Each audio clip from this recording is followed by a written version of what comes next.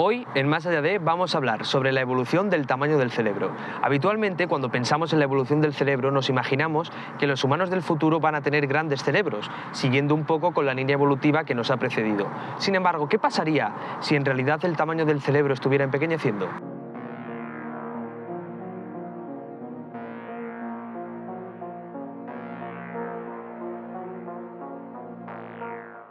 Y antes de comenzar, un dato muy importante sobre el cerebro, que le convierte en el órgano más fascinante de todo el cuerpo humano. Pese a que solo supone el 2% del peso corporal de un individuo, llega a consumir hasta el 20% de la energía en reposo.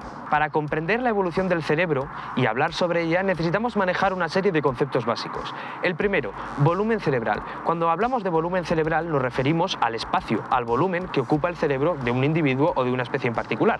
Por ejemplo, Homo sapiens.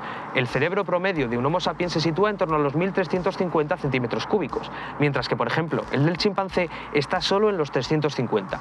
El volumen cerebral está íntimamente ligado con la masa corporal de un individuo. Es decir, cuanta más masa corporal posee un individuo, más volumen cerebral va a tener. Esto se debe a que el cerebro, como coordina la estructura física de un individuo, cuanta más masa tenga un individuo, más volumen cerebral va a necesitar para controlar dicha masa. Y un apunte muy importante, una cantidad determinada de masa corporal, como hemos dicho, necesita un mínimo de volumen cerebral.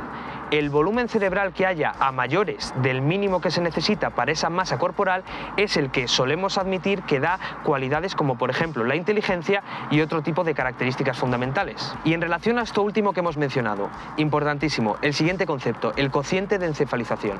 Este cociente representa la relación que existe entre la masa corporal y el volumen cerebral. Es decir, un volumen cerebral grande no significa de por sí un cerebro que pueda dar inteligencia o que pueda dar otras cualidades, ya que siempre hay que relacionarlo, como hemos dicho antes, con la masa corporal. Por ejemplo, Neandertal poseía un mayor volumen cerebral, pero ¿qué pasaba? Que también poseía una mayor masa corporal, haciendo que su cociente de encefalización fuera menor. Es decir, nosotros, pese a tener un volumen cerebral menor, poseíamos en proporción mayor cerebro que Neandertal, al tener menor masa. El tercero de los conceptos a conocer para comprender la evolución del cerebro es el de proceso de encefalización.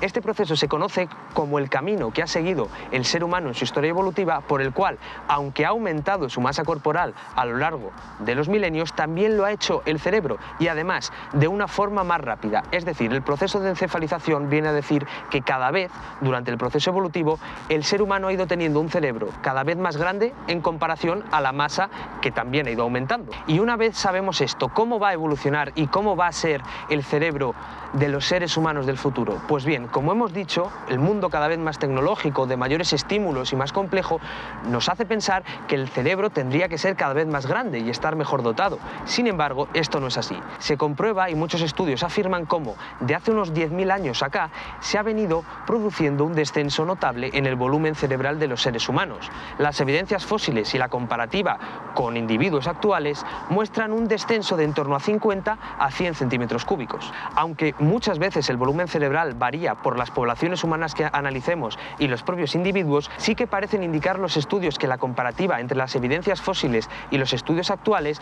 alumbran que realmente se está produciendo un descenso en el tamaño del cerebro de Homo sapiens. Siguiendo estas evidencias, todo parece indicar que cada vez nos estamos acercando más a Neandertal. Aunque tenemos un volumen cerebral considerable, no parece ser lo suficiente para nuestra masa. Y mi pregunta es, ¿puede afectar esta disminución del volumen cerebral de Homo sapiens a sus capacidades cognitivas, a su inteligencia? ¿Puede estancar definitivamente su desarrollo como ser inteligente?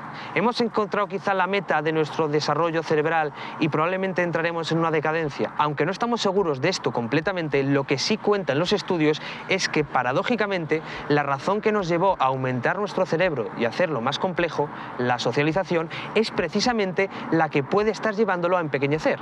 ¿Y por qué? Porque todos estos cambios de disminución en el volumen cerebral aparecen hace 10.000 años, justo cuando empieza el proceso neolítico en la humanidad, justo cuando aparecen las grandes sociedades que son las madres de aquellas en las que vivimos hoy en día. Hasta aquí el vídeo de hoy, esperamos que te haya gustado mucho, nos vemos la semana que viene y todo lo que tienes que hacer ahora pues ya lo sabes, te tienes que suscribir, darle a like y activar la campanita. Y sobre todo suscribirse, que es gratis.